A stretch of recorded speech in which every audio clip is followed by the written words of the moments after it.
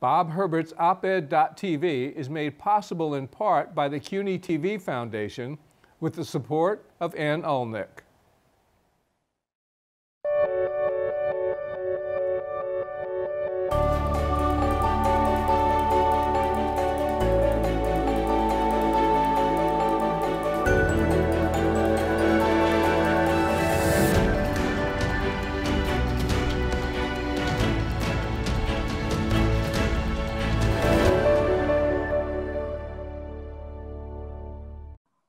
Hi, I'm Bob Herbert. Welcome to OpEd.tv. As we finally emerge from this pandemic, what's in store for New York City? Bus and subway ridership is way down. Will all of those strap hangers come back? And what about the commercial real estate sector, the office towers and hotels and stores? Can it fully recover? And more broadly, will we finally start bringing the nation's roads and bridges and other critical infrastructure up to date, as Joe Biden and the Democrats would like to do? I'll talk about all of this with my guest, Barry LePatner, a lawyer and nationally recognized authority on real estate and construction. He's also the author of Too Big to Fall, America's Failing Infrastructure and the Way Forward. Barry, thanks so much for joining us. I appreciate it. Bob, always great to be with you. So let's start with public transit, since it's so crucial to the city's viability.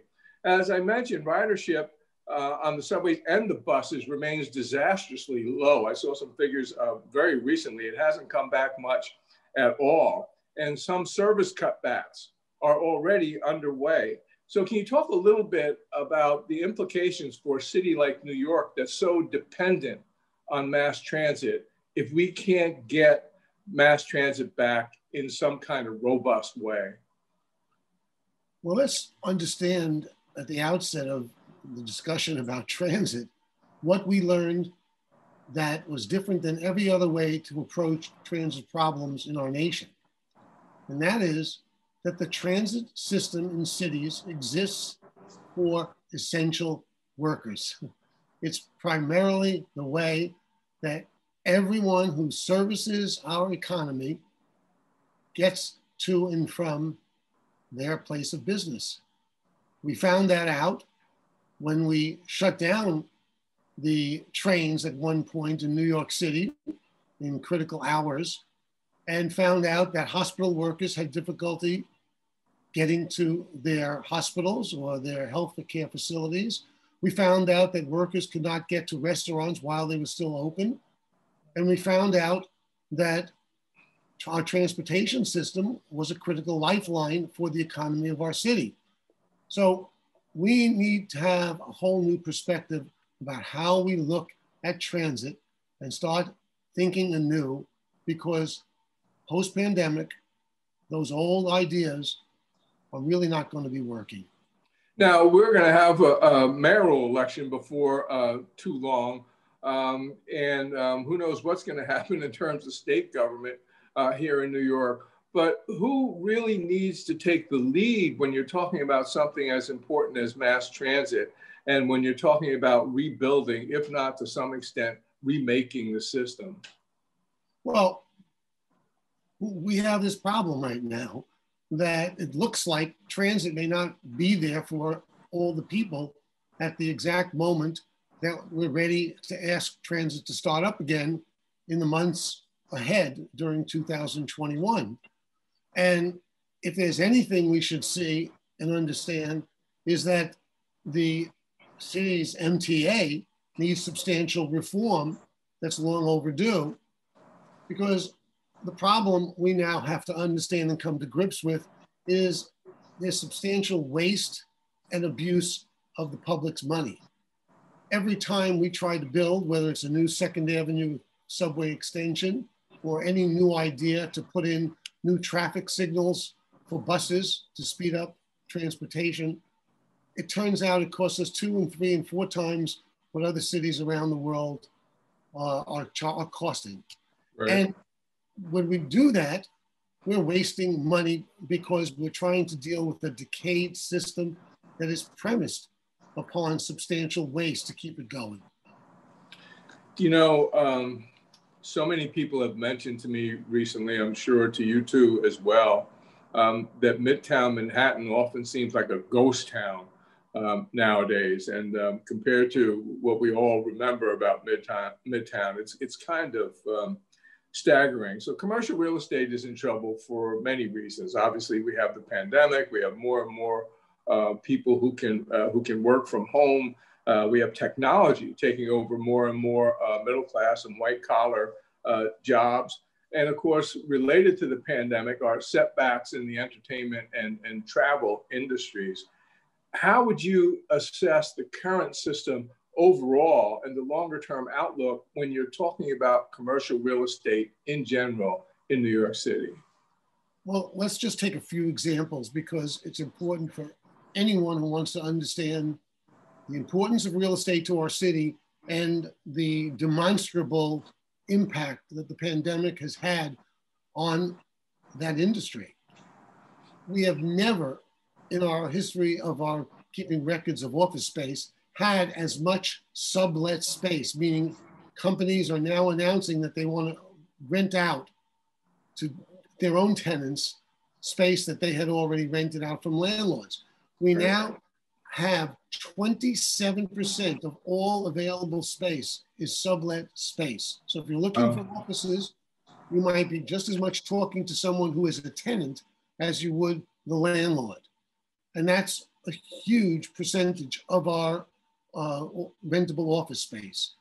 According to Moody's Analytics, a recent study, the vacancy rate is expected to rise through this year and is going to be 12% in 2021 and likely in 2022. And the average asking rents are going down by as much as 6% or more. Based on the sublet space, the rents are going to go down substantially more than 6%. And those rates and those downturns and those available spaces for sublet are the same as much in Brooklyn and Queens as they are in Manhattan. So obviously this has a major impact on tax revenues, but can you talk a little bit about the residual effect of all of this office space remaining unused? And what I'm talking about are local businesses in the area, the people that are drawn to the offices, you know, hundreds of thousands, if not millions of people that are drawn into these commercial sectors day after day. I mean, it just seems to me that it just in general depletes the vitality of neighborhoods. Can you talk about that a little bit? Well, right now, and for the better part of 2020, we have 8 to 10% occupancy of all office buildings in Manhattan. That's hardly anybody showing up. And as a result, restaurants around the entire city have lost huge revenues because there's nobody in the office buildings to come downstairs and run in and either get a deli sandwich or go and sit down with colleagues at a important business meeting and the like. And all of this has had an impact in terms of lower sales tax, lower revenues. And I just had a webinar where I had 2 prominent developers talking about what it's meant to them. And they said, every business owner of real estate is going to be applying to pay lower taxes this year, wow, which means lesser revenues to the city.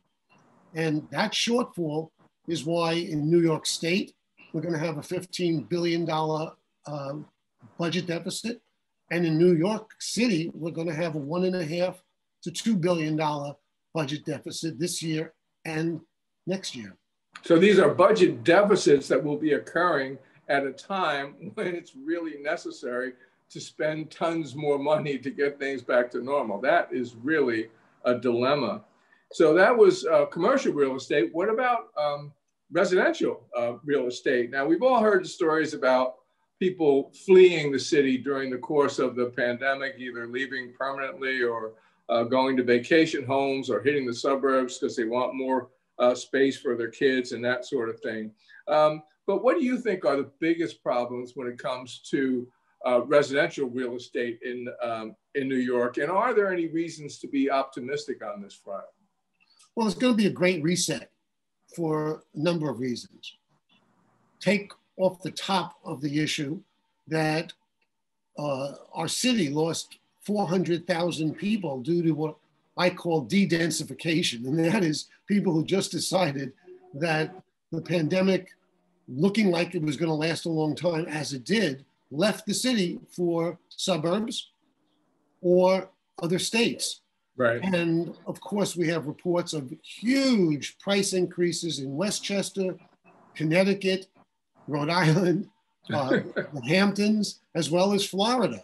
People who live in Florida say that they just saw leaps in the prices of their homes tremendously, and that there's nothing available in their neighborhoods. Well, that says a lot until things settle down and everybody realizes they're in Florida and they want to come back to New York. Putting that aside, we've seen the rental prices in Manhattan as well as in Brooklyn and Queens go down to some of the lowest levels in 12 years or more. And the net effective rent is down in some areas as much as 22%. So what we're seeing is a dramatic impact and also vacancies throughout the city. Now, if people own a condominium unit, it's going to take, according to some of the valuation experts like Jonathan Miller, as much as 6 years to sell all of the available condos on the market this year. So at some point, I mean, complicating this whole thing that you're talking about, we've had moratoriums on rents and on mortgages, and at some point, those moratoriums are going to be lifted. Would you expect chaos and catastrophe when that finally happens, or do you think that can be done in a measured way to minimize the damage? Or do you think that possibly the expected economic recovery that people anticipate will mitigate the worst effects? What do you think with regard to these moratoriums? Well, think about this in two fashions. If you're a hard-nosed landlord and your restaurant tenant hasn't paid you because they have had nobody in their restaurant for a year, and you say, good, I'm ready to start up now, you can begin occupancy, but you have to pay me the $175,000 or $1 million that you owed me from last year, you're fooling yourself. Nobody in the restaurant business can afford to recapture that amount of money that they didn't make and give it to you as a landlord. So the pragmatic landlords already know they have to be good partners. They have to be recognizing the constraints of their tenants. They need to work with them. In some cases, and I've been involved in numbers of these, we've taken the rent that we couldn't pay and we've deferred it to another new year. Let's say there was 8 years left on the lease. We've put it back to a new 9th year that extended the lease and said, we'll go forward on it, but we're not going to pay you for what we were not operating because we made no revenues. And that realism is going to have to pervade the entire real estate world, or we're going to slow down the process of putting it back into effect for much longer than exists. You know, you were talking about the suburbs, and I grew up in Montclair in New Jersey, and prices there have skyrocketed, home prices. But I also had cousins who grew up in Brooklyn, and my sister and I used to go visit them all the time. So we spent a lot of time in Brooklyn when we were kids. So it was very surprising to me how hot Brooklyn became in terms of real estate over the past several years. But of course, a lot of that hinges upon, one, you have to have a strong economy, but two, you've got to have the subway system up to speed so people can come in and out reasonably easily. So what do you think the implications are for Brooklyn as we try to come back from this pandemic? We have all the things you're talking about with real estate, but also the problems with mass transit.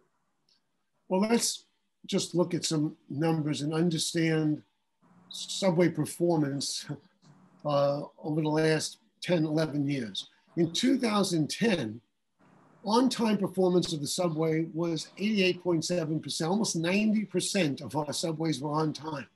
Fairly good. The city was very proud of that. By 2019, just before COVID hit, it was down to 78%, and trending not in that direction. Above the surface, on the surface, not below the surface, above the surface, the average speed of the traffic through Midtown in 2012 was about 6.5 miles an hour. And by 2017, 18, and I'm not sure I have the statistics for just before COVID struck, the average speed was 4.7 miles an hour.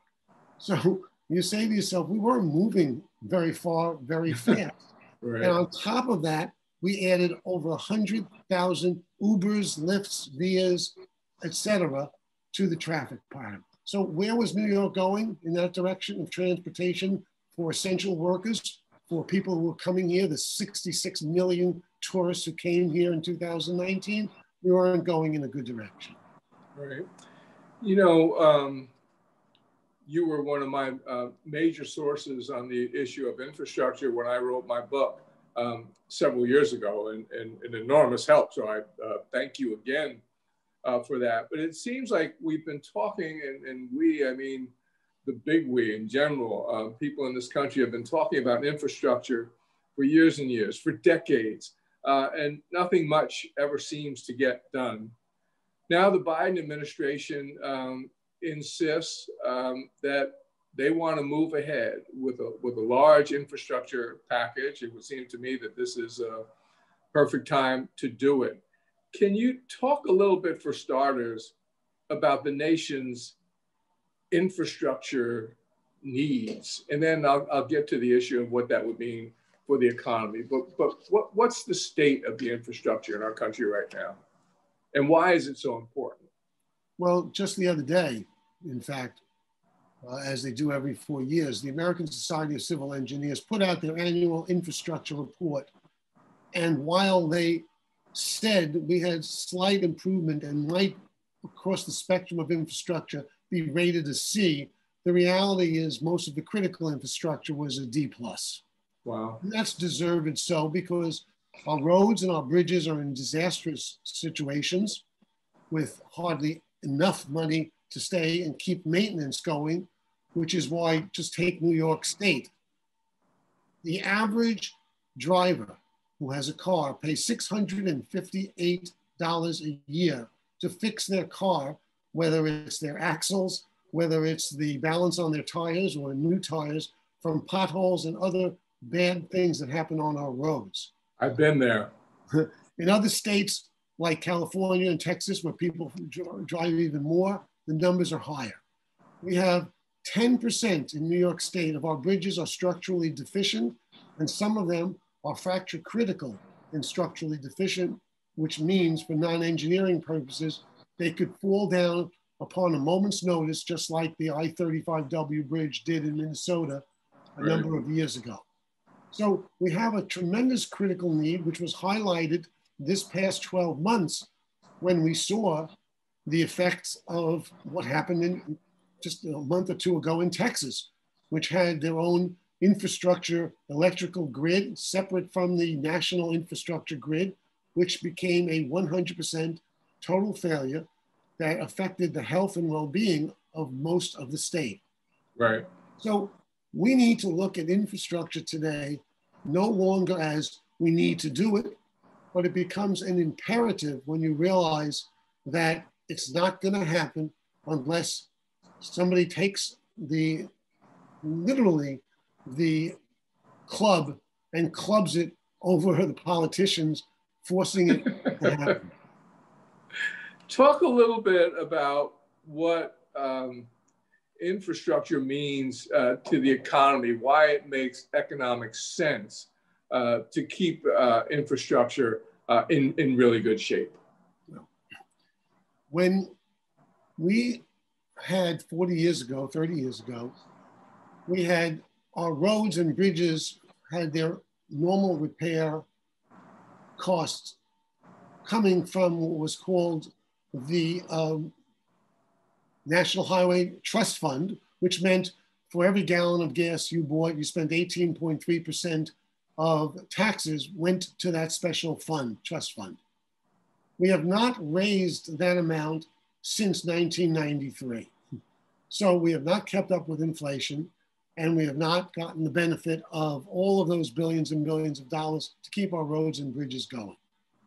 Now, with millions of new cars coming on as electric in nature, requiring an entirely different grid, we don't even get the benefit of people paying for that gas tax because they're not using gas, they're using electricity. Mm-hmm. So we need to completely reformat how we raise money for our infrastructure. But the imperatives we have been growing exponentially, and we pay a tremendous price. There are studies that show that from a national security standpoint, from a standpoint of goods and trade, which are slowed down because of poor roads and bridges, from a standpoint of our national supply chain, we suffer hundreds of billions of dollars each year in terms of economic impact. And we can no longer continue to ignore those things because they're draining an already necessary economy.